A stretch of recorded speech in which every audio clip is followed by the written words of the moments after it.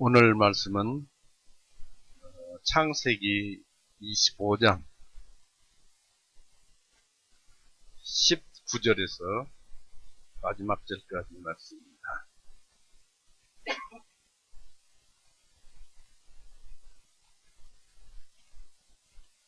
창세기 25장 19절에서 마지막 절까지 말씀입니다. 뜻을 생각해 보시면서 읽어봅니다. 읽습니다.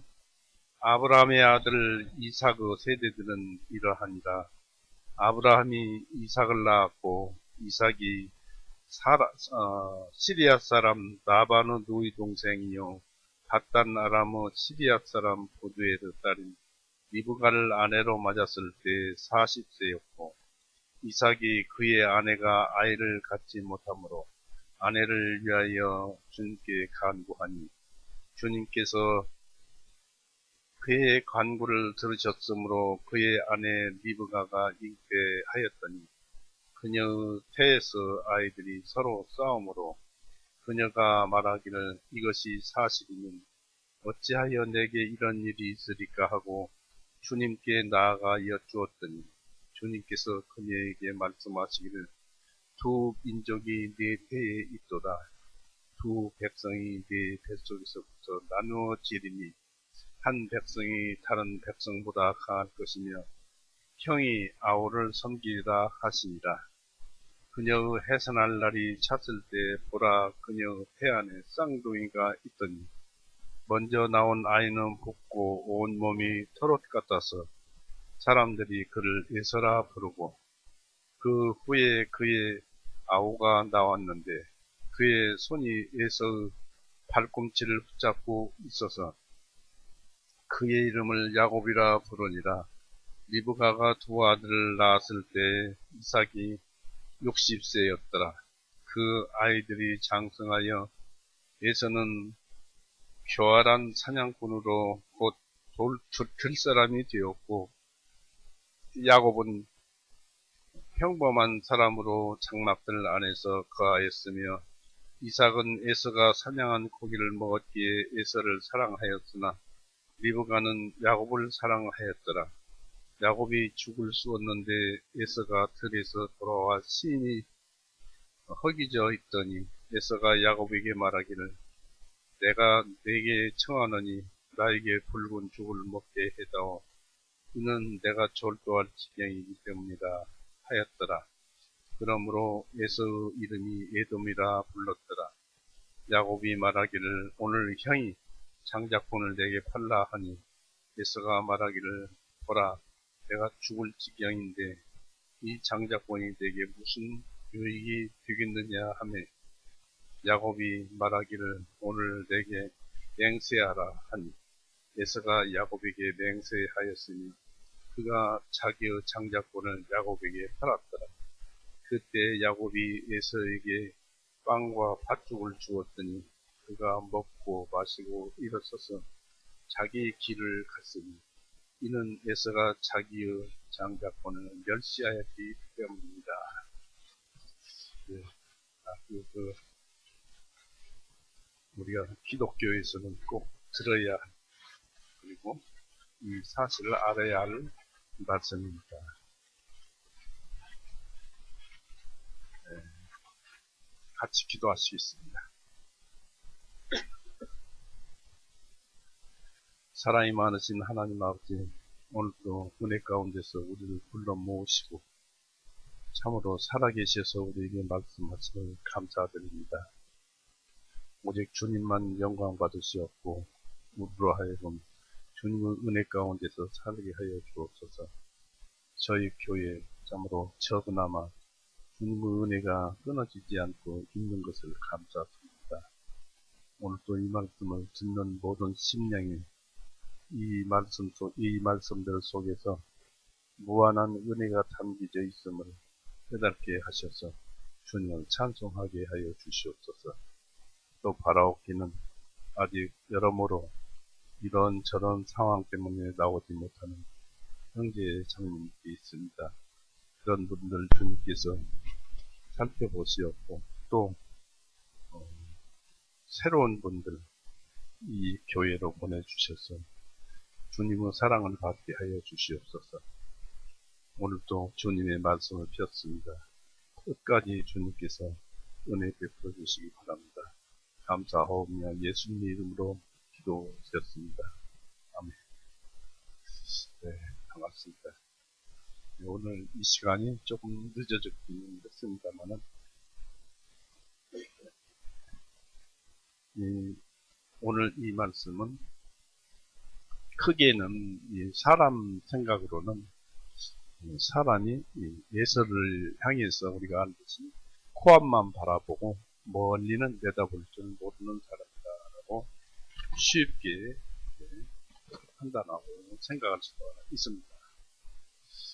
그러나 이것은 평범한 얘기 속에 이러한 또 특이한 얘기 속에 하나님께서는 놀라운 그런 은혜를 베풀어 주시고 자기의 그 강력한 그 능력을 베풀시고 또 그걸 우리에게 베풀어 주시고 있습니다. 그래서 여기서 야곱과 에서 그 출생과 에서가 장자권을 팔아버린 이야기를 통해서 하나님의 심오한 이 세상 경영을 어떻게 하는가에 한 단면을 보게 됩니다. 이에 대해서 사도 바울도 논했지만 여기서 보면 장남으로 태어난 에서는 우리가 성경에서 읽었지만 활발하고 그러나 생각은 깊지 못해서 기분에 의해서 깊이 생각하지 못하고 기분 나는 대로 기분에 의해서 살아가는 사람 같습니다. 그리고 아버지로부터 신앙을 이어받지 못한 것 같습니다. 할아버지의 그 놀라운 신앙과 아버지의 그 놀라운 신앙 이런 말씀을 듣지 못했고 들었다 해도 한쪽 귀로 흘렸을 것이고 그런 것을 이어받지 못한 것 같습니다. 그러나 동생 야곱은 이 성경에 보면은 야곱은 평범한 사람이었다. 그런데 개역성경에는 종용한 사람이었다. 그런데 이것은 후에 조용한 사람이었다. 조용이라는 본디 말이 종용이고 종용이란 말 뜻은 사람들을 달래어서 권한다. 그러니까 굉장히 차분하고 순리적으로 이치를 따지는 그런 사람이었습니다. 그러나 이제 그 형에서는 여기는 교활하다고 그랬습니다만 사냥에 아주 그 익숙한 사람이었다. 그러니까 여러 가지 그 짐승을 잡으려면 여러 가지 꾀를 내야 되겠죠. 그러니까 이제 이렇게 표현을 한 것 같습니다. 어찌됐든 예서는 그 한마디로 가벼운 사람이었어요. 그러나 이 두 형제도 하나님께 기도한 결과로 태어났습니다. 20절, 21절 보시면 이삭이 시리아 사람 라반의 누이 동생 이용 바다나라모 시리아 사람 구두엘의 딸인 리브가를 아내로 맞았을 때 40세 이삭이 그의 아내가 아이를 갖지 못하므로 아내를 위하여 주님께 간구하였더니 간절히 기도하며 구하였더니 주님께서 그의 간구를 들으셨으므로 그의 아내 리브가가 잉태하였더니 그랬습니다. 그래서 이삭은 40세에 결혼을 하고 60세에 간구를 해서 두 아들을 얻었습니다. 26절에 나오죠. 60세였더라고요. 그런데 이삭을 통해서 약속 씨가 태어날 것이었지만은 결혼 후 60세가 되도록 20년 동안 아이가 없었던 것입니다. 그러나 하나님의 약속은 불변이고 반드시 이루어집니다. 또 이런 책을 보면서 저도 새삼스럽게 아는 것은 하나님의 약속은 반드시 불변하고 반드시 이루어진다는 것을 알게 됩니다. 때로는 그 섭리가 더디고 약속에 어긋나고 모순되는 것처럼 보일지라도 또한 믿는 사람의 마음이 시련을 받고 기한 없는 그 인내로서 견뎌야 하는 수가 종종 있지만은 그 자비가 실현되었을 때는 한없이 기쁨이 동반된다는 것을 알아야 할 것입니다. 이런 중에도 이삭은 참는 중에도 이방인이나 아버지 아브라함처럼 이방인이나 또 여종을 후처로 맞이하지 않았고, 그것은 왜 그러냐면 이삭이 리브가를 매우 사랑했기 때문입니다. 하나님께서 여러 차례 아브라함과 이삭에게 내 씨가 하늘의 별들처럼 많을 것이라고 약속하셨지만, 약속을 받은 자는 이를 위해서 끊임없이 기도를 해야 합니다. 낙심하지 말고 기도를 해야 합니다. 누가복음 18장 보시죠.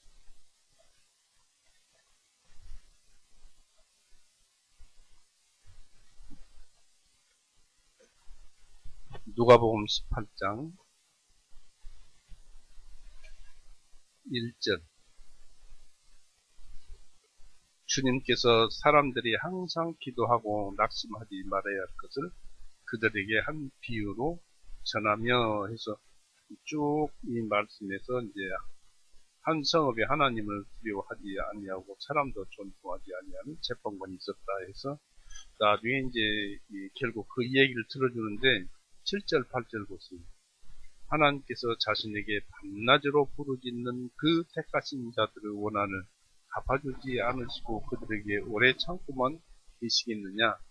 내가 너에게 말하노니, 예수님 말씀이죠. 예수님 말씀은 하나님 말씀입니다.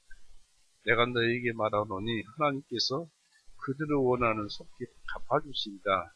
그럼에도 불구하고 인자가 올 때에 땅 위에서 믿음을 찾아보겠느냐 하십니다. 했습니다. 그런데 여기서는 하나님께서 그들의 원한을 속히 갚아주시다. 그런데 올바른 기도를 끝까지 인내하면서 간구를 하게 되면 하나님께서는 그 기도를 들어주신다는 겁니다. 그리고 우리가 잘 알지만은 아브라함과 이삭을 통해서 그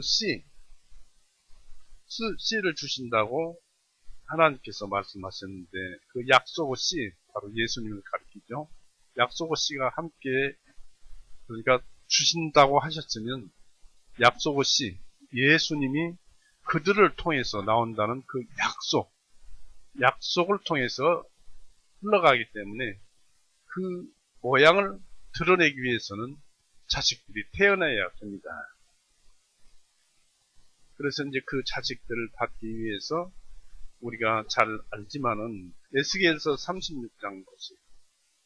우리는 기도가 부족하고 또 욕망도 간구한 그런 것도 부족하고 그럽니다. 에스겔서 36장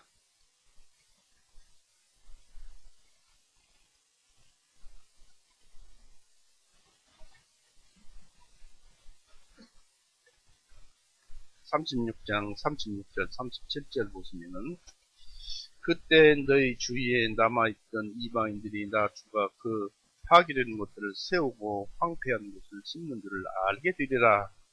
나 주가 그것을 말하였나니 내가 그것을 행하리라. 여기까지 하나님께서 그 일을 행한다고 약속하셨으니까 이건 실제로 일어납니다. 그런데 37절에 즉 주 하나님이 이같이 말하노라 했는데, 개혁성경에는 그 다음에 그래도라는 말씀이 있습니다. 그러나 그래도 주 하나님이 이같이 말을 하노라. 그래도 이스라엘 집이 그들을 위해 그것을 해달라고 구하여야만 내가 그들을 위해 그것을 행하리니 그랬습니다. 내가 그들에게 사람들을 양떼같이 많아지게 하리라 했습니다. 구하여야만 내가 그들을 위해 그것을 행하리니, 하나님께서 약속하셨지만 기도를 해야 그것을 하나님께서 들어주신다. 물론 기도하지 않아도 하나님께서 주시지만은 기도하고 간구해서 내가 얻을 때에 얻는 것과 그냥 아무 기도 없이 얻어지는 것과는 하나님의 은혜가 은혜답지 못합니다.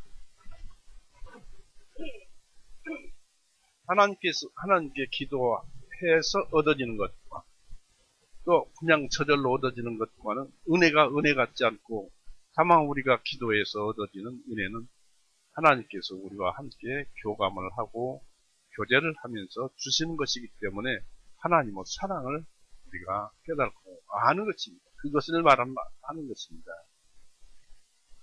또 로마서 10장 한번 보십시오.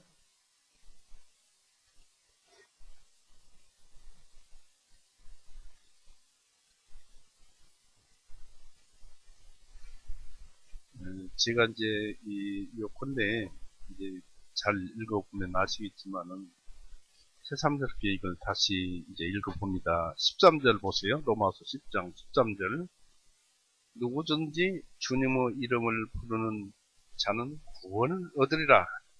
그런즉 그러나 그들이 믿지 아니한 주님을 어찌 부르리요? 믿음을 얻어야만 하나님을 부른다. 주님을 부른다는 얘기죠. 이러한 주님을 어찌 부르리요?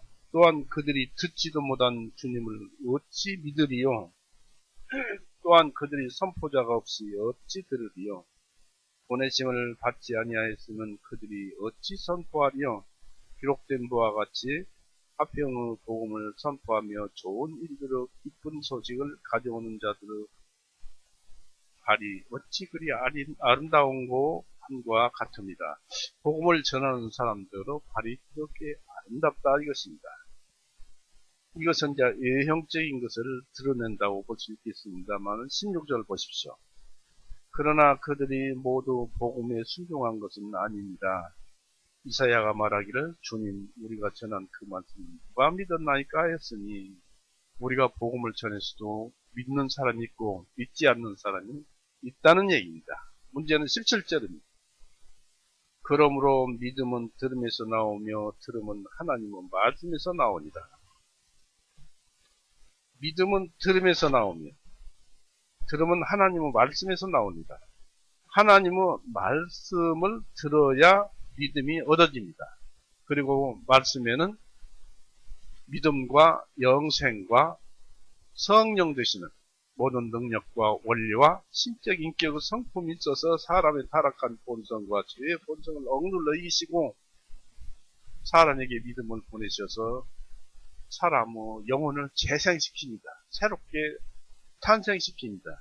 이게 말씀이 그렇게 하시는데 그 말씀은 들음에서 그 말씀을 들음에서 믿음이 나오는데 이 믿음을 들음에서 나오는 것이 어떻게 이루어지는가 했던지 바로 14절 그런즉 그들이 믿지 아니한 주님을 어찌 부르리요? 또한 그들이 듣지도 못한 주님을 어찌 믿으리요? 또한 그들이 선포자가 없이 어찌 들으리요?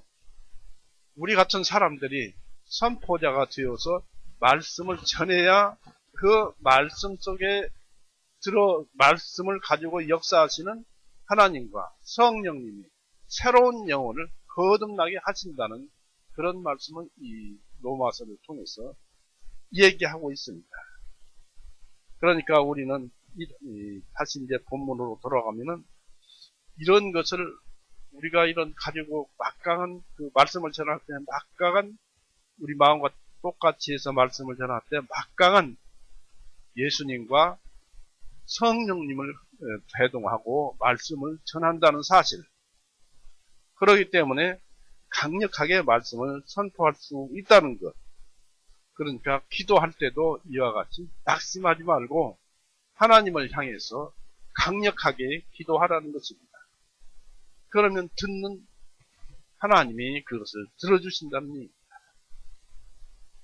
그래서 이러한 기도는 우리 심령을 단련시키고 믿음을 더욱 깊게 합니다.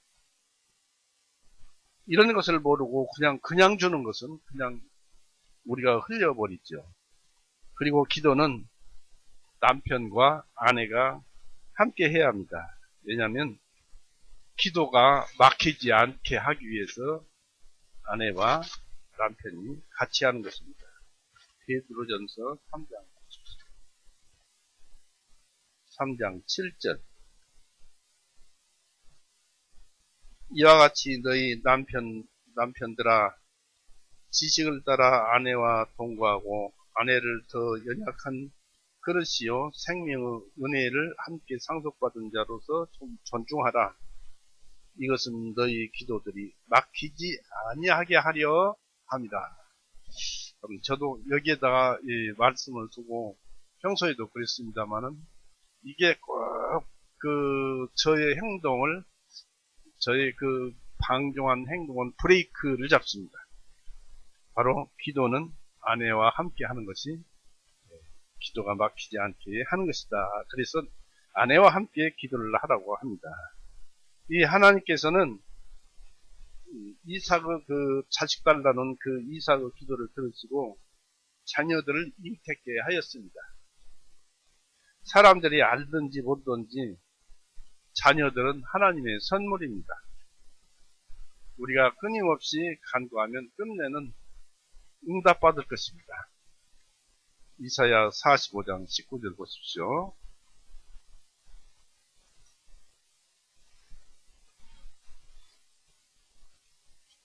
이사야 45장 19절에 나는 땅의 어두운 곳에서 은밀하게 말하지 아니하였도다. 나는 야고보 씨에게 너희는 나를 헛되이 찾으라고 말하지 아니하였도다. 나 주는 의를 말하며 나는 옳은 것들을 밝히 알키느니라. 지금도 하나님은 이 성경 말씀으로 말씀을 하고 있습니다. 이렇게 말씀하시는 것은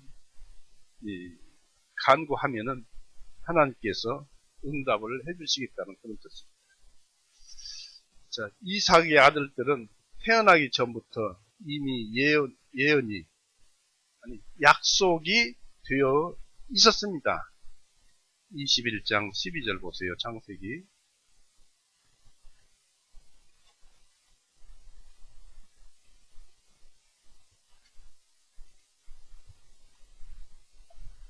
(21장 12절) 하나님께서 아브라함에게 말씀하시기를 내 아이나 내 여종으로 인하여 내 눈에 근심하지 말라. 사라가 내게 말한 대로 그녀의 음성에 귀를 기울이라. 이는 이삭에게서 난 자가 내 씨라 불리울 것이기 때문이다 했습니다. 그래서 이삭을 타고 약속의 말씀이 계속 주어지고 하나님께서 그렇게 약속하시는 거예요. 그리고 25장 23절 보세요.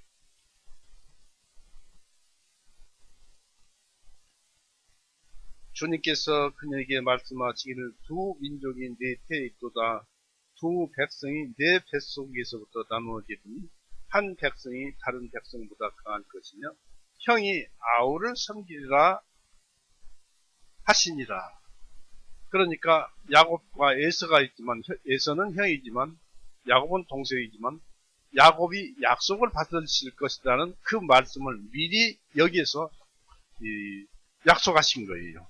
그러니까 그대로 이루어질 수밖에 없는 거예요.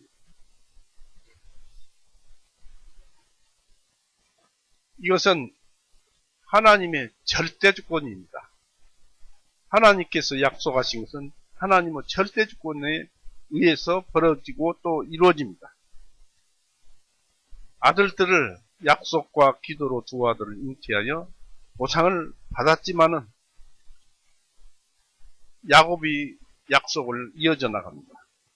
리브가는 잉태한 아이들로 이때 당시에 잉태했을 때 당시에 당황하였습니다. 그것은 그녀의 태에서 아이들이 서로 싸움으로라고 했습니다. 리브가는 이 일로 몹시 불안해했고 아이들이 태에서부터 싸움으로 커다란 위험이 그러니까 싸우면서 뱃속에서 두 아이가 싸우면서 혹시 두 아이가 잘못될까 또는 자기 자신이 잘못될까 불안해하였습니다. 그래서 괴로워했던 것입니다. 22절에 그렇게 말을 하고 있죠. 이처럼 우리가 간절히 바라던 위로가 우리가 예상하지 못한 불안과 어려움 속에서 이루어지는 수가 있습니다. 그래서 하나님은 해 아래에 있는 모든 사물 위에 깃든 허무함을 깨닫게 합니다. 이것도 허무한 것이구나. 아무리 좋은 것도 나중에 보면 괴로움으로 다가오고, 괴로움이 또 좋은 것으로 다가오고, 이 변화가 무쌍합니다. 하나님의 섭리는. 그래서 그 속에 깃든 큰 기대를 가지지만은 그러지 말라는 것입니다. 허무하다는 것입니다. 모든 사물은 허무하다는 것입니다. 그런 것을 가르쳐줍니다. 그리고 우리는 우리에게 주어지는 불안 때문에 그것과 함께 모든 이루에 너무 쉽사리 불만을 가지는 수가 있습니다. 우리는 언제 기쁠지를 모르고 또 궁핍에 처하는 법도 풍요에 처하는 법도 모르고 있습니다. 태안에 싸우는 야곱과 에서의 싸움은 하나님의 나라와 사탄의 나라 사이에 끊임없이 계속되고 있는 싸움을 보여주고 있는 것입니다. 그 싸움은 이 세상에서 벌어지는 싸움으로서 여인의 후손과 뱀의 자손 사이에서 심어진 적대감이 주어진 이후 끊임없이 사람들은 싸우면서 남들과도 싸우고 자기 안에서도 이렇게 다투어오고 있습니다. 적대감 때문에, 하나님께서 주신 적대감 때문에 죽을 때까지 우리는 싸웁니다. 아까도 말씀드렸지만 나하고도 싸우고 남과도 싸웁니다. 창세기 3장 15절 보세요.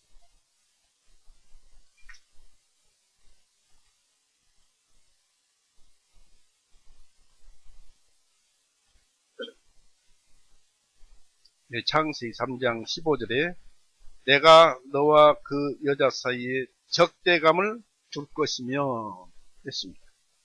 또 너 씨와 그녀 씨 사이에도 두리니 그녀 씨는 내 머리를 상하게 하고 너 씨는 그 발꿈치를 상하게 할 것입니다. 하시고 서로 그냥 죽기까지 그냥 싸우는 거예요. 그래서 예수님을 죽였고 사단을 죽였고 사단의 능력이 지금은 사라졌죠. 그리고 이 현상이 인간들 사이에 항구적인 불안감을 조성하고 있는 것입니다. 예수님은 이 세상에 불을 지르고 분열을 일으키려고 오셨습니다. 누가복음 12장 보세요.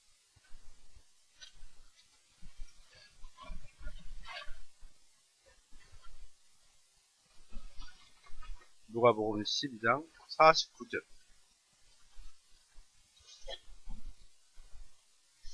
49절에 내가 땅에 불을 보내려고 왔나니 만일 이미 불이 붙었으면 내가 무엇을 원하겠느냐. 그러나 내가 받아야 할 한 침례가 있으니 그것이 이루어지기까지 나의 답답함이 어떠하겠느냐. 너희는 내가 땅 위에 평안을 주러 온 줄로 생각하느냐. 내가 너희에게 말하노니 아니라 오히려 분열을 주러 왔노라. 예수님은 그렇게 말씀하셨습니다. 이러한 갈등이 우리 신앙의 장애물이 되어서는 안 됩니다. 즉 예수님께서 불안과 갈등을 주신다는 것은 예수님께서 믿음을 우리에게 주실 때 사탄은 계속 그 예수님의 말씀을 믿지 못하게 싸울 거 아닙니까? 그래서 갈등이 생기고 불안이 생기는 거예요. 그것을 말씀하시는 거예요. 예수님께서 내가 너희에게 불을 보내려고 왔다. 싸움을 주려고 왔다. 사탄과 싸움을 주려고 왔다는 것입니다. 그런데 이런 것들이 싸움이 우리 신앙의 장애물이 되어서는 안 됩니다. 거룩한 전쟁은 마귀 궁전에서 있는 그 평화보다도 훨씬 좋은 것입니다. 우리는 죄와 싸워야 예수님께서 우리 영혼 속에 임재하시자마자 영육 간의 싸움은 시작됩니다. 갈라디아서 5장 6절에 표현되어 있죠. 치열한 싸움이 없이는 물줄기가 바뀌지 않습니다. 우리의 신앙 줄기가 바뀌지 않습니다. 천국 가느냐 지옥 가느냐가 바뀌지 않습니다. 또 죄악과 싸움하는 것은 나약하게 죄에 굴복하는 것보다 훨씬 좋은 것입니다. 싸우면서 고통을 받는 것은 죄 가운데 사는 것보다, 굴복하는 것보다 훨씬 좋다는 것입니다. 리브가는 하나님께 나아가 여쭈었습니다. 여기서 리브가 역시 신실한 그리스도인임을 알게 됩니다. 우리가 매우 당하고 있을 때는 하나님께 묻는 말이나 기도가 큰 위안을 가져다 준다는 것을 우리는 기억을 해야 할 것입니다. 그런데 이 리브가가 하나님께 기도했다는 것은, 교제했다는 것은, 물었다는 것은 이미 이 리브가도 하나님을 믿고 구원을 받았다는 것입니다. 예수님을 믿고 구원을 받았다는 것입니다. 즉 할아버지 또 이삭을 통해서 말씀을 전해듣고 구원을 받았다는 것입니다. 우리가 모든 사정을 주님 앞에 털어놓고 주님으로부터 나오는 의견을 구하는 것은 참으로 커다란 위로가 됩니다. 어려움이 있을 때는 우리는 성소에 들어가라고 우리는 그런 말씀을 듣습니다. 곧 하나님 품속으로 들어가라는 얘기입니다. 하나님 품속이 어디입니까? 하나님은 말씀이죠. 태초에 말씀이 있으니 그 말씀은 하나님과 함께 계십니다. 말씀 속으로 들어가면 하나님 품속으로 들어가는데, 하나님 품속으로는 또 어디입니까? 말씀이니까 이 성경책 안으로 들어가라는 것입니다. 시편 73편.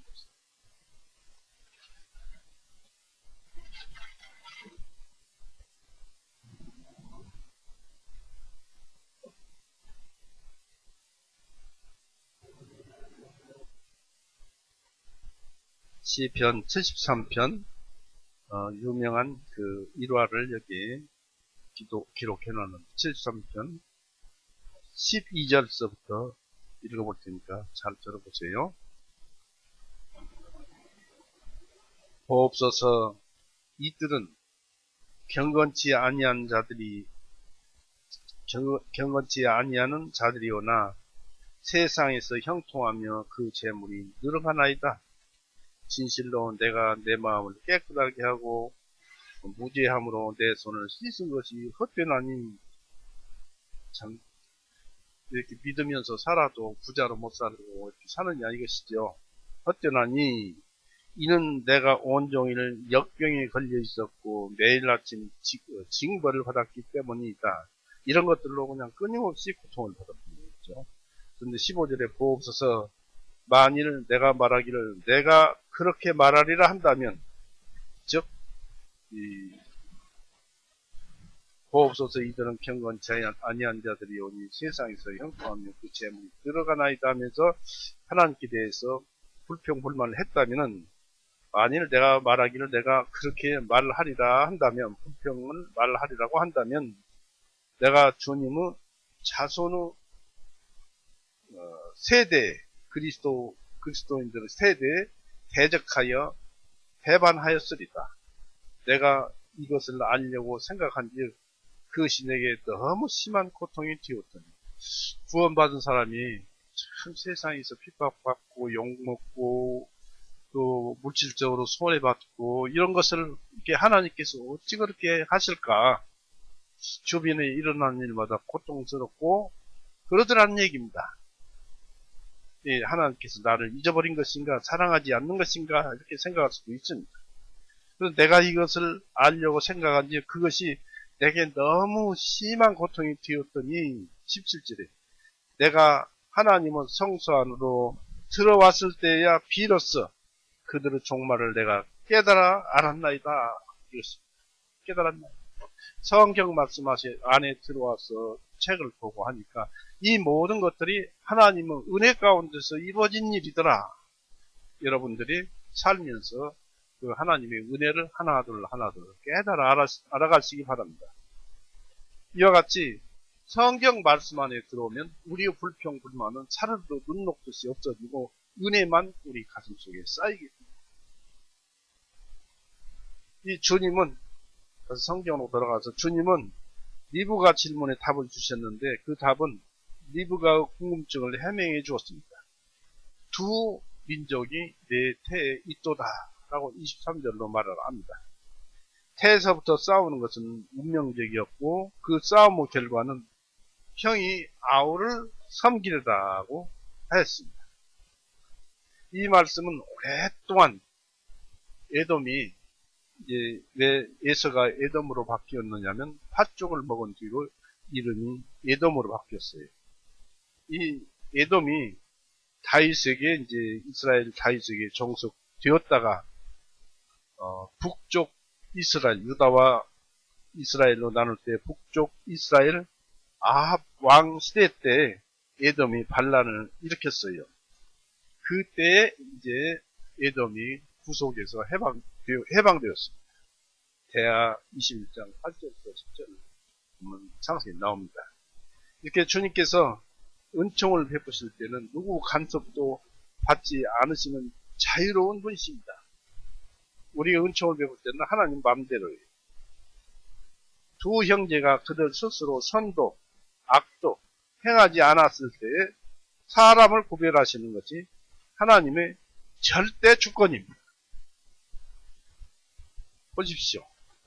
창세기 25장 23절 주님께서 그에게 말씀하시기를 두 민족이 네 태에 있도다 두 백성이 네 뱃속에서부터 나누어지리니 한 백성이 다른 백성보다 강할 것이며 형이 아우를 섬기리라 했습니다. 이들이 지금 무슨 악한 일을 했습니까? 죄를 범했습니까? 무엇을 했습니까? 뱃속에 있을 때 아무런 잘못이나 잘한 것이나 이런 것도 없을 때 형이 아우를 섬기라고 하나님께서 예언을 하셨어요. 그렇게 결정을 해버렸어요. 이 절대 주권이 하나님 마음대로요. 하고 싶은 대로요.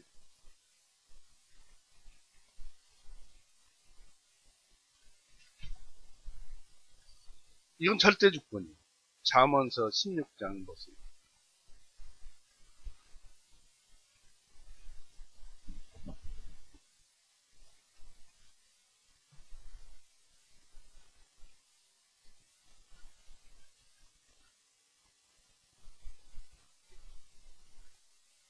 잠언서 16장 4절 보세요. 주님께서는 모든 것들을 자신을 위하여 만드셨나니 참으로 사악한 자도 악한 날을 위하여 만드셨느니라. 이게 하나님의 뜻이에요. 하나님 마음대로 하시는 거예요. 절대적으로. 또 호세아 2장 23절 보세요.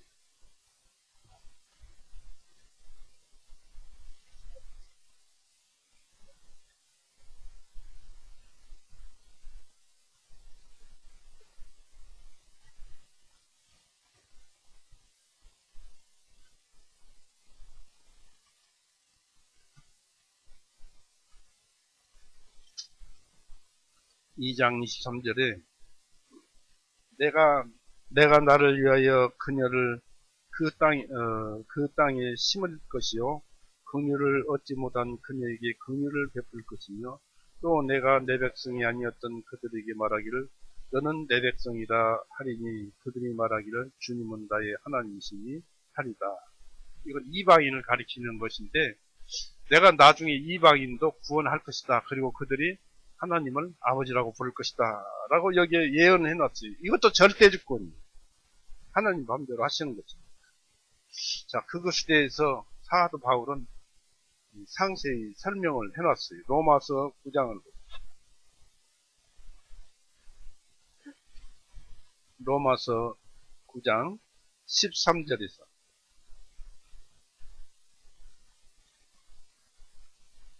로마서 9장 13절에서 로마서 9장 13절 이것이 기록된 바 내가 야곱은 사랑하였으나 에서는 미워하였노라 함과 같으니 즉 11절부터 보시면 이는 그 자녀들이 아직 나지도 아니하고 무슨 선이나 악을 행하지도 아니한 때에 택하심에 따른 하나님의 목적이 행위에 의해서가 아니라 다만 부르시는 그분에 의해서 이루어지게 하시려고 부르면 이루어지는 거예요. 그녀에게 말씀하시기를 형이 아우를 섬기라 하셨으니 이것은 기록된 바 내가 야곱을 사랑하였으나 에서는 미워하였노라 함과 같으니라. 그런즉 우리가 무슨 말을 하리요? 하나님께 부도가 있느냐? 하나님께서는 금하시느니라. 이는 하나님께서 모세에게 말씀하시기를 내가 긍휼을 베풀 자에게 긍휼을 베풀고 불쌍히 여길 자를 불쌍히 여기리라 하셨기 때문이라. 그러므로 그것이 원하는 자에게서 나지도 아니하고 달리는 자에게서 나지도 아니하며 오직 긍휼을 베푸시는 하나님께로서부터 나옵니다. 전부 하나님께서 하나님 마음대로 하시는 것입니다. 그래서 17절에 이는 성경 기록이 파라오에게 말씀하시기를 내가 이를 위하여 너를 세웠으니 출애굽 때 얘기예요. 너를 세웠으니 곧 너로 인하여 나의 능력을 보이고 또 나의 이름이 온 땅에 두루 알려지게 하려 함이니라 하셨으니 이 사람이 나중에 죽었지요. 하나님의 징계를 받고 형벌을 받고 죽었습니다. 이 온 땅에 두루 알려지게 하려 합니다. 이 말씀이 잠언서 16장 4절 말씀입니다. 즉 악한 자는 사악한 자는 악한 날을 위해서 만들었다고 그랬잖아요. 그러듯이 파라오에게 말씀하시기는 내가 이를 위하여 너를 세웠으니 너는 곧 죽을 것이다. 곧 그 옛날의 얘기를 하는 것이죠. 곧 너로 인해 너의 능력을 보이고 나의 능력을 보이고 또 나의 이름이 온 땅에 두루 알려지게 하려 함이니라 하셨으니 그러므로 그분께 긍휼을 베푸시고자 하는 자에게 긍휼을 베푸시고 또 그분께서 원하시는 자에게 완악하게 하시느니라. 하나님 뜻이에요. 하나님 마음대로.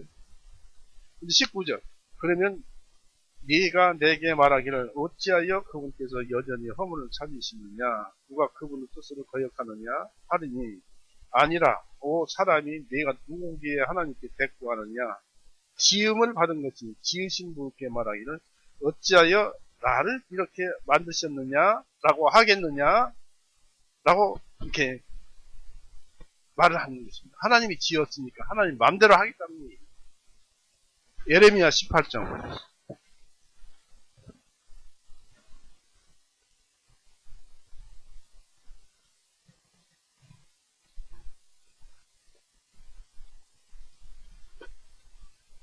예레미야 18장 3절부터 보겠습니다. 예레미야 18장 3절 그때에 내가 토기장의 집에 내려갔더니 보라 그가 마침 물레들 위에서 물거리를 만들더라. 진흙으로 만든 그릇이 토기장의 손에서 훼손되매 그 토기장이가 만들기에 좋게 보이는 대로 그것으로 다시 다른 것을 만들더라. 그때 주님 말씀이 내게 임하여 말씀하시기를 주가 말하노라 오 이스라엘 집아 내가 이 토기장이 같이 너에게 행할 수 없겠느냐 내 마음대로 할 수 없겠느냐 는 뜻이죠. 보라 오 이스라엘 집아 진흙이 토기장이여 손에 있는 것 같이 너희가 내 손 안에 있느니라 했습니다.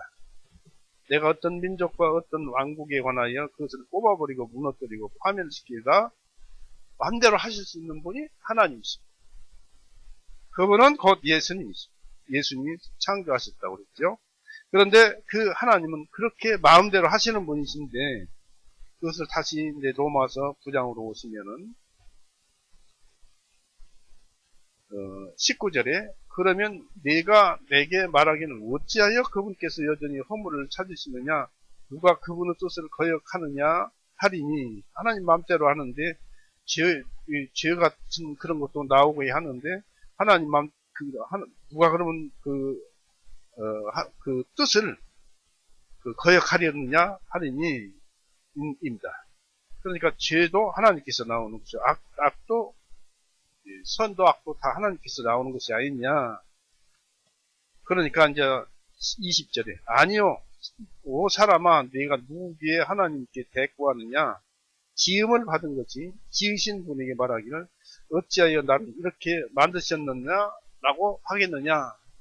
토기장이가 진흙으로 그릇을 만들었는데 그릇이 감히 토기장이에게 나를 왜 이렇게 만들었습니까? 라고 할 수 있겠습니까? 못하지요. 그래서 사람이 그와 같다는 것입니다. 그래서 21절에 토기장이가 같은 진흙덩어리로 하나는 귀하게 쓸 것을 만들고 다른 하나는 천하게 쓸 것을 만들 권한이 없겠느냐? 22절에 만일 하나님께서 자신의 진노를 보이시고 자신의 권능을 알게 하시려고 멸망시키기로 된 진노의 그릇들을 오래 참으심으로 인내하시고 또한 영광에 이르도록 미리 예비하신 긍휼의 그릇들에게 자신의 영광 풍성함을 알리시고자 했다면 어찌하겠느냐. 바로 이 말씀입니다. 예수님이 오시기까지는 하나님의 절대주권에 의해서 이 파라오 같은 사람들도 있었지만은 예수님이 오시고 나자 이제 23절로 바뀌는 거예요. 여기서 또한 영광에 이르도록 미리 예비하신 긍휼의 그릇들에게 자신의 영광 풍성함을 알리고자 하셨다면, 그러니까 부셔버릴 그 그릇을 오히려 긍휼의 그릇들로 바꾸셨다면 어찌하겠느냐. 이것도 하나님의 절대주권이에요. 이게 무엇을 말을 하냐면 예수님께서 골고다에서 피 흘리고 죽으신 그 사실을 믿고 모든 사람들이 이방인들인지 또 이스라엘 사람이든지 다 구원받게 하나님께서 그렇게 만들어 놨었다면 이게 하나님의 절대주권인데, 그러면은 그렇게 했다면 너희들은 무슨 상관이냐? 사람들이 무슨 상관이냐? 예수님을 무조건 믿고 구원받는데 누가 그것을 잘못했다고 할 사람이 누가 있느냐? 나는 하나님이니까 나는 그렇게 믿는 사람들을 구원시켜서 하늘나라로 아들도 입양한다는 것이 바로 하나님의 절대주권이에요. 그러니까 우리는 하나님의 절대주권에 의해서 믿고 믿어서 하나님의 백성이 되었어요. 큰 은혜를 받은 것입니다. 우리가 말도 못합니다. 그리고 24절에 이 긍휼의 그릇들은 바로 우리 이방인들이 로마니까 우리니 곧 그분께서 유대인들 중에서 뿐만 아니라 이방인들 중에서 부르신 자들입니다. 해놓고 25절에 호세아의 글에서 말씀하신 바와 같이 내가 내 백성이 아니었던 자들을 내 백성이라 부르며 사랑받지 못하던 그녀를 사랑받는 자라 부르리라 고 했습니다. 너희는 내 백성이 아니라고 그들에게 말씀하셨던 바로 그것에서 그들이 살아계신 하나님의 자녀들이라 불리리라 하신 것 같습니다. 이렇게 하나님께서 예수님을 세상에 보내시고 약속하셔가지고 세상에 보내셔가지고 우리가 그 말씀을 믿고 구원받는 것이 하나님의 절대주권이었다. 예, 하나님 사랑이시기 때문에 그렇게 하신 것인데, 우리 같은 사람, 죄 많은 사람들, 태어나면서 죄 짓는 사람들 누가 구원해 주겠습니까? 근데 하나님은 믿기만 하면 그건 내 맘이다, 구원이다, 내 아들이다. 놀라운 은혜를 우리에게 베풀어 주신 것입니다. 하나님께, 우리 예수님께 감사하십시오.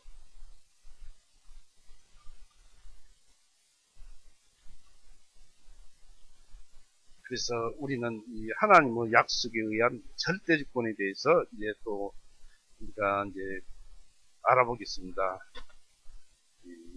9장 32절, 33절 그 내용을 알아야죠. 9장 32절, 33절 어찌하여 그러하냐? 이는 그들이 믿음으로 의를 구하지 아니하고, 이제 이스라엘 사람이죠. 이는 그들이 믿음으로 의를 구하지 아니하고 오히려 율법의 행위들로 정욕같이 구하였기 때문이다. 하나님의 절대주권은 그 소용없다 그런 얘기입니다. 그들이 그 걸린 돌에 걸려 넘어졌으니 기록된 바 보라 내가 걸린 돌과 실족하게 하는 반석을 시온에 두는 누구든지 그를 믿는 자는 부끄러워하지 아니하리라 한과 같으니라. 그래서 아브람과 이삭과 야곱을 통해서 이 약속하신 그것이 절대주권인데, 그 절대주권이 예수님으로 나타났고 또 우리가 그분을 믿음으로써 구원을 받는, 이것이 전부 일맥상통하게 연결되어 있어요. 그래서 하나님의 약속은 반드시 이루어진다는 것입니다. 위대하고 그 약속에 의해서 우리는 다시 태어난 것입니다. 거듭난 것입니다. 이로써 우리가 알 수 있는 것은 약속의 말씀이 섭리의 말씀을 약속의 말씀이 섭리의 말씀을 지배하는 것도 또 절대 주권에 속해 있음을 보게 됩니다. 일반 섭리가 약속에 의한 섭리를 이길 수가 없어요. 그러니까 하나님의 약속은 세상에 일어나는 모든 것들 위에 있다, 그런 얘기.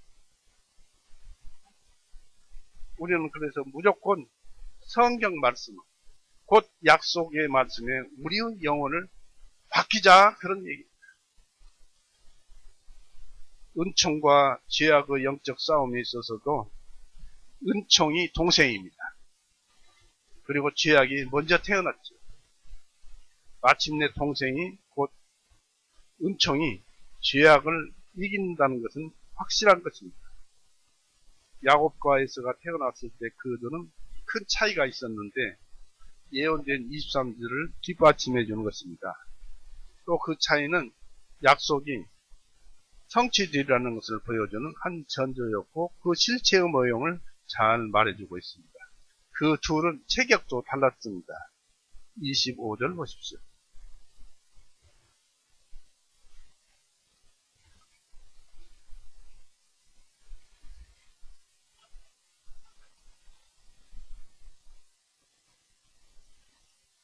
(25절에) 먼저 나온 아이는 붓고 온 놈이 털옷 같아서 사람들이 그를 에서라 부르고 했습니다. 여기서 에서는 낳자마자 장성한 사람처럼 거칠고 털이 나 있었습니다. 그래서 에서라는 뜻은 곧 이루어져 있다, 만들어져 있다, 다 만들어져 있다 라는 뜻이라고 합니다. 그래서 에서라고 했다 이것입니다. 이것은 에서가 튼튼한 체격을 가지고 있었다는 암시입니다. 그래서 대단히 건강하고 용감하고 활동적인 인간이 되리라는 기대를 주었습니다.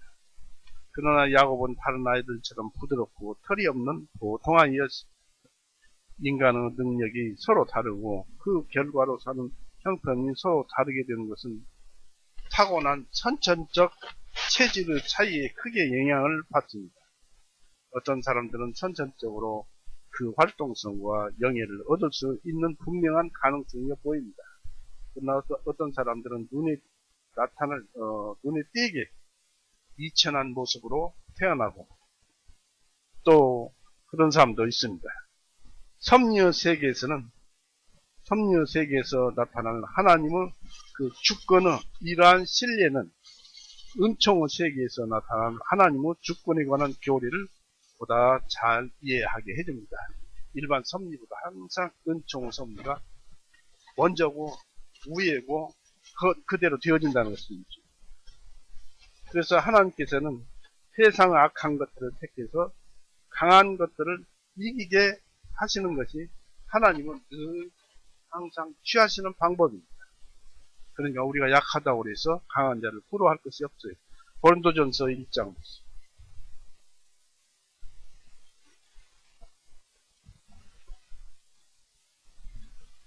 고린도전서 1장 26절 27절 형제들아 너희는 너희를 부르심이 어떠한지 보라. 이는 육체를 따라 지혜로운 자가 많지 아니하고 강한 자도 많지 아니하며 고상한 자가 많지 아니하게 부르심을 받았기 때문이다. 그러나 하나님께서 세상은 어리석은 것들을 선택하시면 지혜로운 자들로 하여금 부끄럽게 하시려는 것이요. 하나님께서 세상의 약한 것들을 선택하시면 강한 것들을 부끄럽게 하시려는 것입니다. 이게 하나님의 법칙이에요. 그래서 두 형제는 태어날 때 분명한 그 싸움을 보여주었습니다. 더 강한 에서가 먼저 태어났습니다. 그러나 야곱의 손은 에서의 발꿈치를 잡고 태어났습니다. 그것이 26절이죠. 26절에 기록되어 있죠. 이것은 이런 사실을 의미합니다. 야곱은 장자의 권리의 그 축복을 추구하고 있었습니다. 뱃속에서. 처음부터 그 권리와 축복을 잡으려고 그 손을 뻗쳐서 바로 에서와 동시에 태어났음을 주장하고자 발꿈치를 붙잡고 태어난 것입니다. 세월이 지남에 따라서 마침내 야곱은 형을 이기고 장자의 명예를 차지하고 장자의 자리를 얻었습니다. 그래서 야곱은 속이는 자라는 뜻으로 말해지기도 합니다. 뒤꿈치를 잡고 태어났다. 또 그런 생각을 가지고 태어났다. 해서 그렇습니다. 창세기 27장 36절.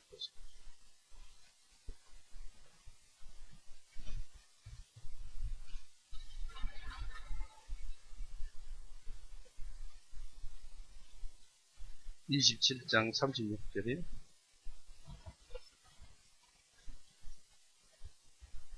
에서가 말하되 그렇기 때문에 그의 이름을 야곱이라 부르지 아니하나이까 그가 이렇게 두 번이나 나를 속였나이다. 전에는 그가 나의 장자권을 빼앗더니 보소서 이제는 그가 나의 복을 빼앗아갔나이다 하고 또 그가 말하되 아버지께 나를 위한 복을 남겨두지 아니하셨나이까 하매 했습니다.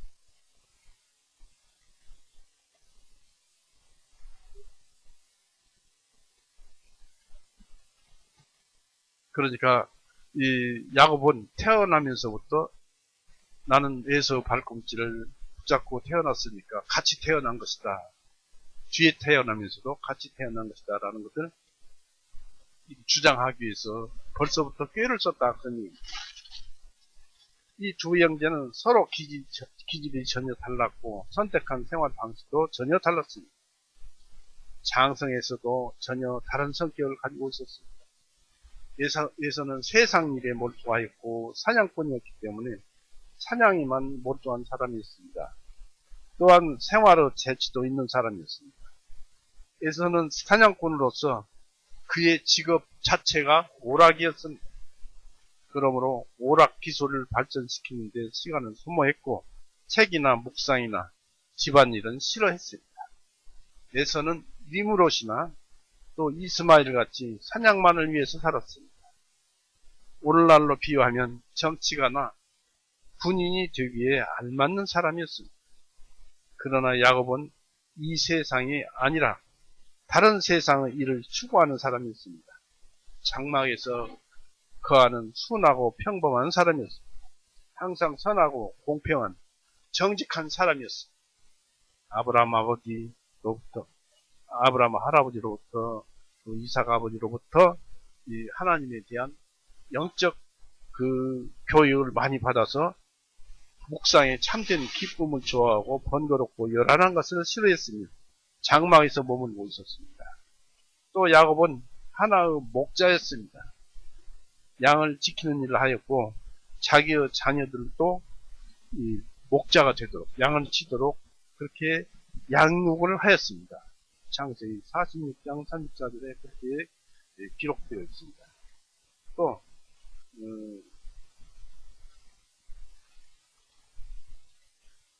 이 야곱은 하나님에 대해서 배우는 자였습니다. 바로 이 아들이 약속에 따른 계약을 상속받은 이삭의 아들이었던 것입니다. 부모 애정에 대한 관심도 서로 달랐습니다. 에서는 아버지 이삭의 사랑을 받았고 야곱은 어머니 리브가의 사랑을 받았습니다. 28절 보세요.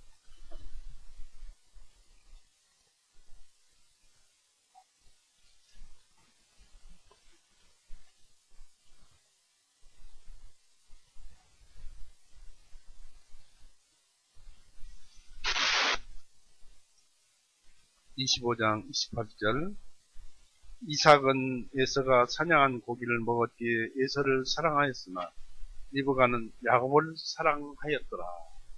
부부간에 서로 다르게 자식들을 사랑했습니다.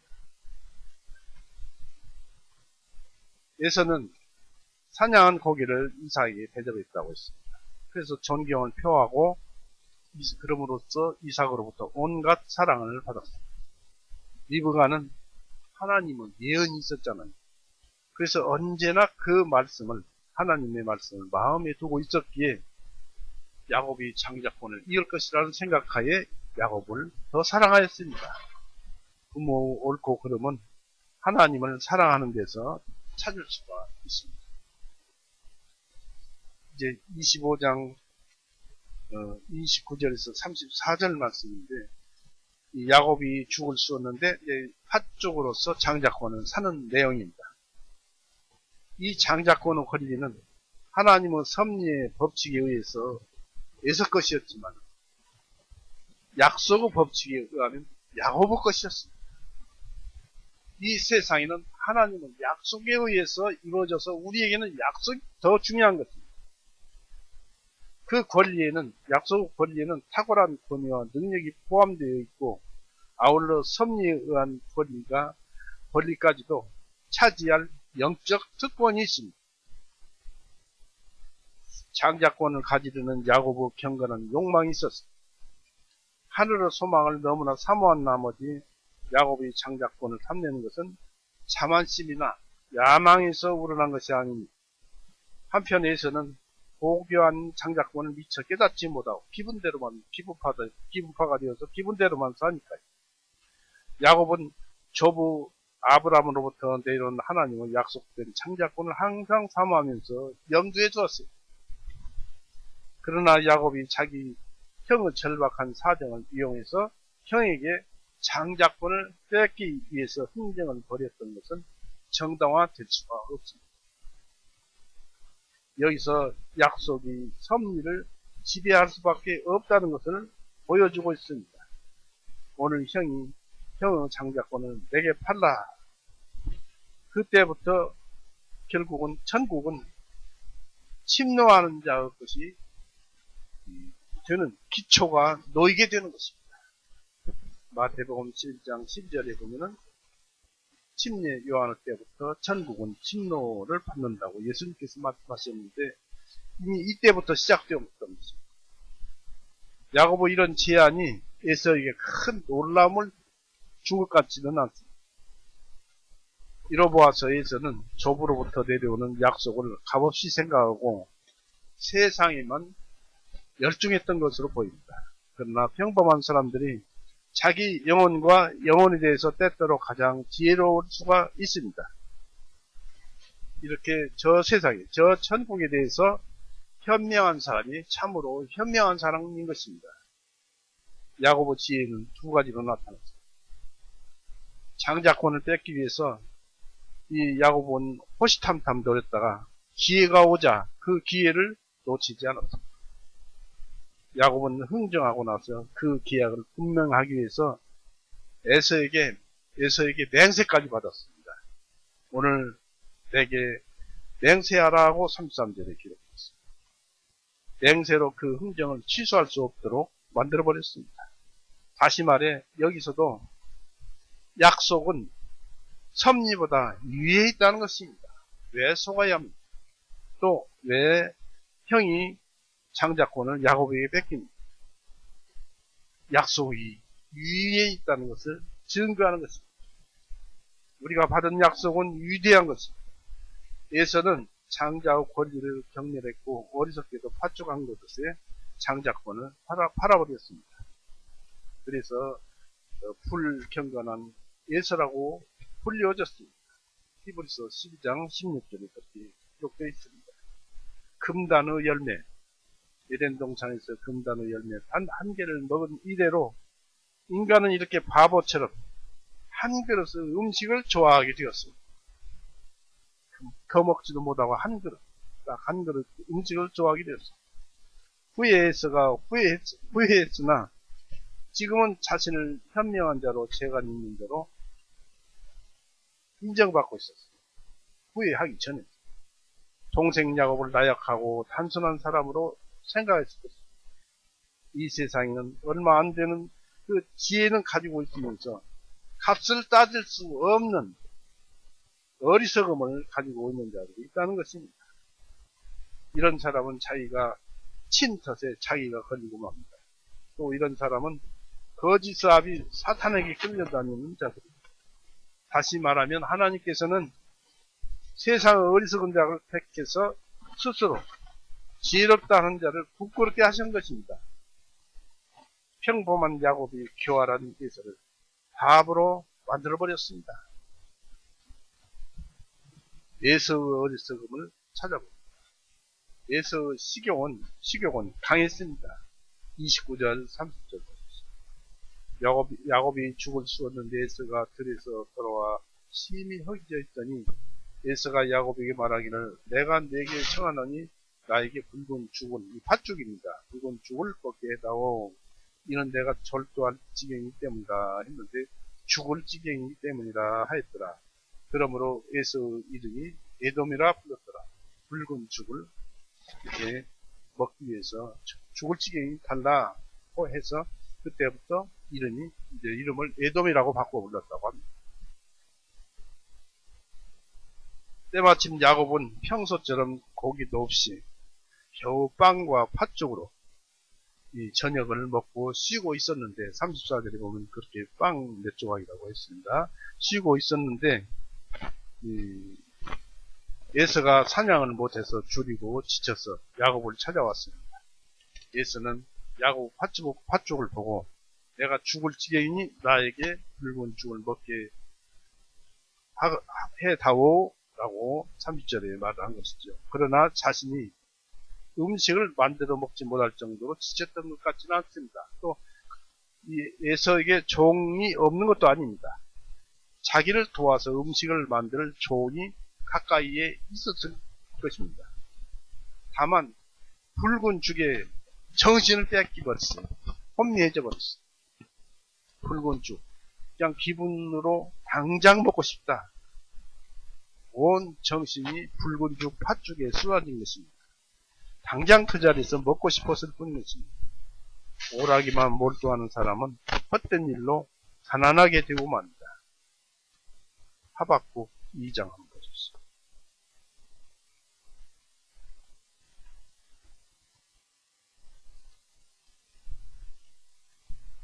게임장에서 사는 것도 안 좋죠.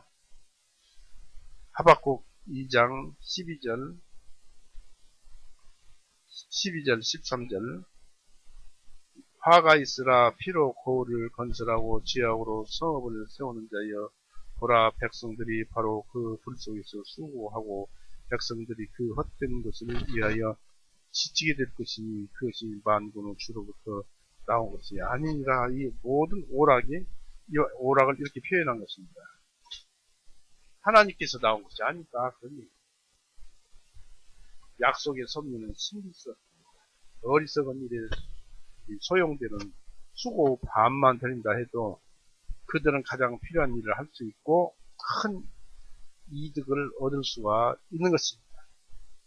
주님을 믿고 침착하게 유순하게 일하는 사람들에게는 일용할 양식이 주어집니다. 결국 어느 때는 잔치하듯 어느 때는 죽을 지경이 되거나 하지는 않을 것입니다. 믿는 자들은 하나님께서 지켜주실 것입니다. 자기 자신의 하나님 당신의 약속이 있기 때문에 그렇습니다. 그리고 하나님은 전지전능하시기 때문에 아무 것이나 다 하실 수 있습니다. 감각적인 식욕과 만족은 수많은 영혼들을 몰락하게 하였습니다. 만약 에서가 줄여서 지쳤더라도 장작권을 팔지 않고 얼마든지 사냥한 고기보다 못하지만 값싸고 좋은 고기를 먹을 수 있었을 것입니다. 다른 양이나 짐승을 잡아서 먹을 수도 있었을 것이다 이겠습니다. 에서는 팥죽의 빛깔을 보고 색채를 보고 무턱대고 좋아했고 그 욕망을 참지 못해 막대한 대가를 지불하리라는 것을 생각도 못했습니다. 마음으로 그들은 눈을 따르고 했습니다. 우리는 눈에서 막 이렇게 좋은 것이 눈에 보이면 그것을 따르면 안 됩니다. 그래서 심사숙고해하고 성경 말씀에 따른 성령님의 뜻에 따라서 우리는 판단해보고 그래야 할 것입니다. 특히나 우리 눈이 더 좋아하는 것이라면 하나님의 말씀의 뜻에 따라야 할 것입니다. 욥기 31장 찾아보세요.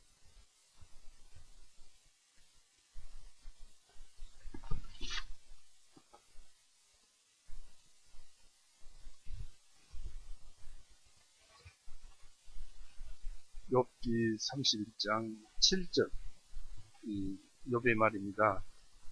만일 내 걸음이 집에서 벗어나고 내 마음이 내 눈을 따라 행하였다면 또 만일 어떤 더러운 것이 내 손에 묻었다면 바로 여기 그때 내가 쉼때 다른 사람으로 먹게 하고 참으로 나오고 뿌리까지 뽑히십니다.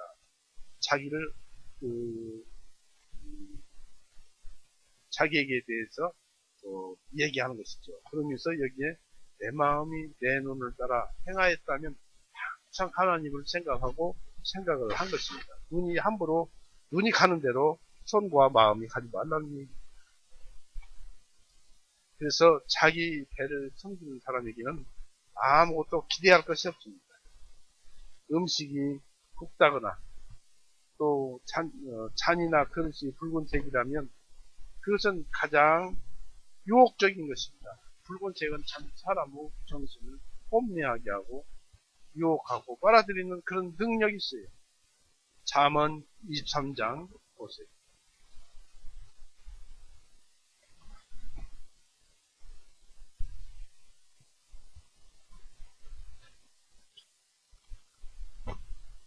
잠언 23장 31절 32절 그 포도주는 붓고 잔 속에서 빛을 내며 부드럽게 내려가나니 너는 그 포도주를 쳐다보지도 말라. 마침내 그것이 뱀과 같이 물며 독사같이 쏘놀리라 했습니다. 붉은색을 따라가지 말라는 것입니다. 그때 우리가 나는 그런 것을 좋아하지만은 나는 그런 것을 먹어서는 안 돼 하고 자기를 부정할 수만 있다면, 그런 생각을 가질 수만 있다면 가장 두려운 유혹의 힘을 쳐부순 것입니다. 에서의 생각은 매우 어리석었습니다. 32절에 내가 죽을 지경이니 그랬어요. 만약 그것이 사실이라면 팥죽 한 그릇으로 어떻게 에서를 살려내겠습니까?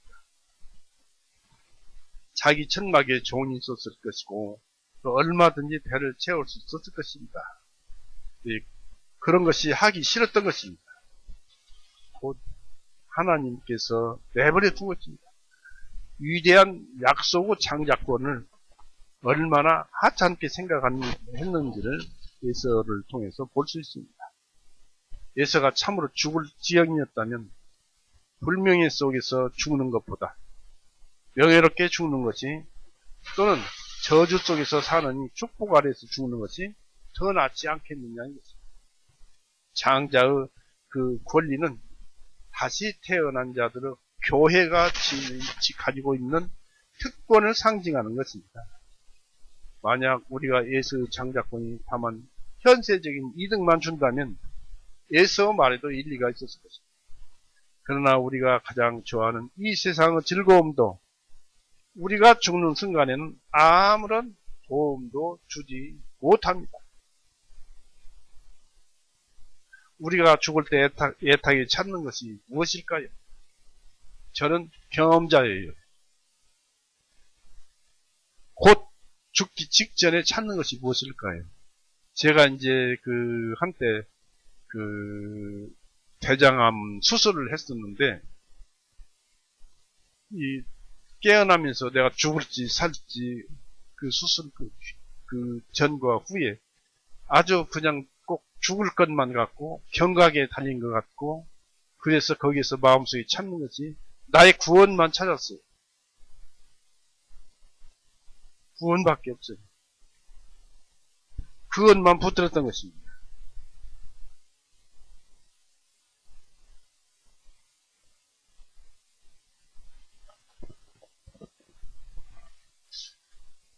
시편 49편 보십시오.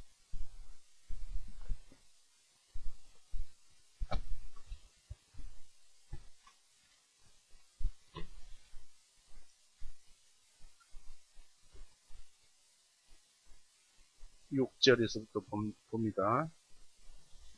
자신의 재물을 신뢰하고 부유함을 스스로 자랑하는 자들 중에 어떤 수단으로 자기 형제를 구속하거나 그를 위하여 하나님께 대성물을 바칠 자가 없도다. 이는 그들의 혼을 구속하는 일은 귀한 것이며 그것은 영원히 그치게 되기 때문이니 이것은 그로 하여금 영원히 살아서 썩어짐을 보지 아니하게 하려는 것입니다. 구원이 항상 있는 것이 아니다 이것입니다. 때가 있고 받을 때가 있어요. 바람이 이무대로 분다고 했어요. 소리는 들어도 어디서 불어서 어디로 가는지 알 수 없다고 했어요. 구원이 그렇습니다. 구원을 받을 기회에 확실히 받아야 해요. 세상의 즐거움은 죽음을 피하기도 못합니다.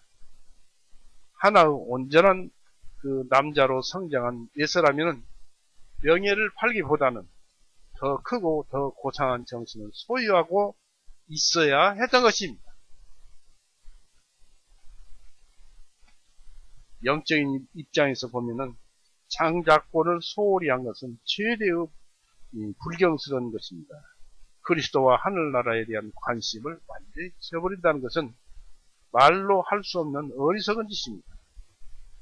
예수의 눈에서 우리는 후회의 빛도 찾아볼 수가 없는 것을 성경에서 찾아보게 됩니다.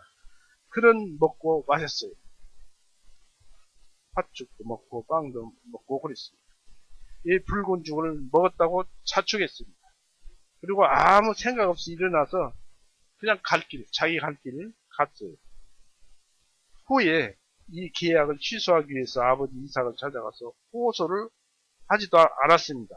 바로 이제 팥죽을 먹고 그 다음에 되돌아서 생각해보니까 장자권을 판 것이 너무 억울해서 바로 아버지를 찾아가서 이러이러했습니다라고 호소하지도 않았습니다. 그러면 아버지가 빼앗아서 다시 돌려줄 수도 있었을 것입니다. 예서는 그 후에도 이 일을 전혀 무시하면서 이제 이 장자권을 파는 이 일은 이제 끝났다고 확정하고 자기의 행동은 스스로 변명해버림으로써 그 계약을 다시는 생각하지도 않았습니다. 이제 장자권은 팔았다 이것이죠. 사람들이 망하는 것은 잘못을 저질러서라기보다는 그 잘못을 저지르고 나서 그것에서 돌이키지 않고 오히려 그런 일을 계속하면서 잘했다고 생각하기 때문이라는 것을 우리는 명심해야 할 것입니다. 그래서 우리는 항상 하나님 말씀으로 돌아가십시오. 우리는 그래야 할 것입니다. 오늘 그 말씀 속에는 아브라함과 이삭과 또 그의 아들 야곱과 에서를 통해서 하나님의 약속하심이 예수님까지 이어지고 또 예수님께서 모든 것을 다 이루시고 우리의 세상 모든 죄를 창세 이래로 오늘 현재까지 또는 앞으로 있을 세대까지 예수님 오실 그 세대까지요 세상 모든 죄를 다 용서해 놓으시고 누구든지 믿는 자는 구원을 주시는 그것을 이 하나님은 절대 주권으로서 만들어놔서 누구든지 이 하나님께서 만들어놓은 그것을 믿기만 하면 구원을 받습니다. 사람이 마음으로 믿어 의에 이르고 입으로 시인하여 구원에 이르느니라. 또 그 믿음은 들음에서 나오고 들음은 하나님은 말씀에서로 씁니다 하고 했는데 그 말씀을 어떻게 들어요? 하나님으로부터 직접 듣습니까?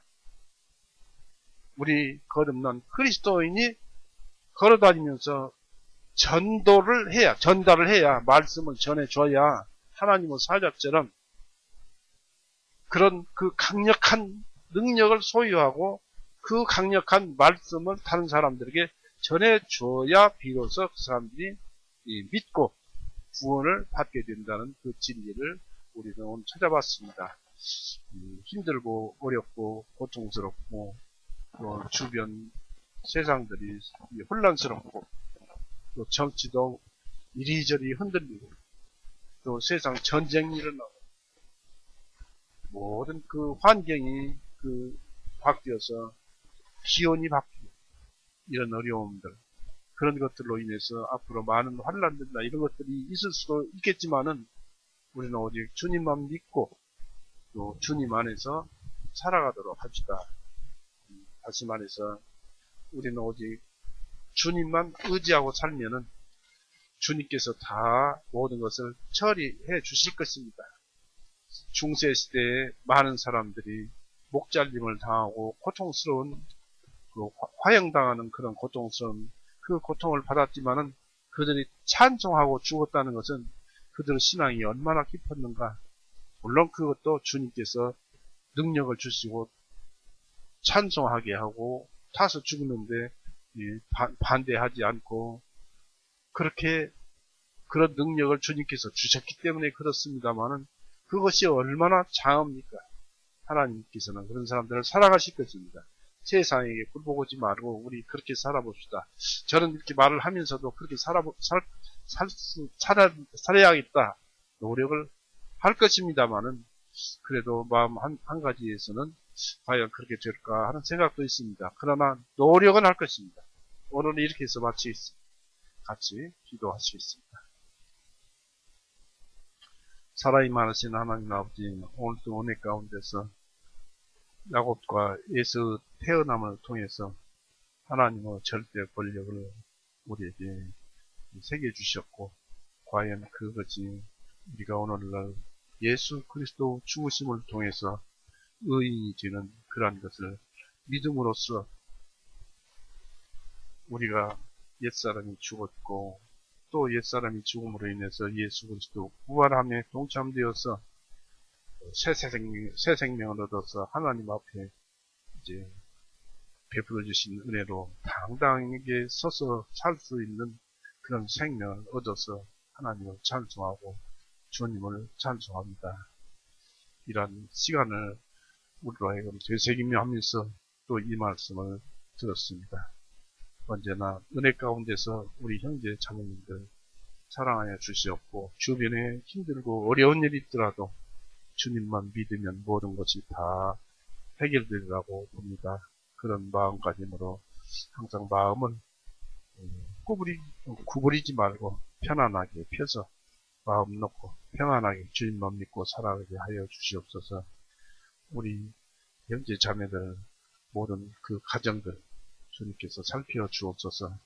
언제나 우리를 사랑하고 또 사랑하고 싶어하는 우리 구세주 예수 그리스도의 이름으로 하나님 아버지께 감사하오며 기도 올렸사옵나이다. 아멘. 마치겠습니다.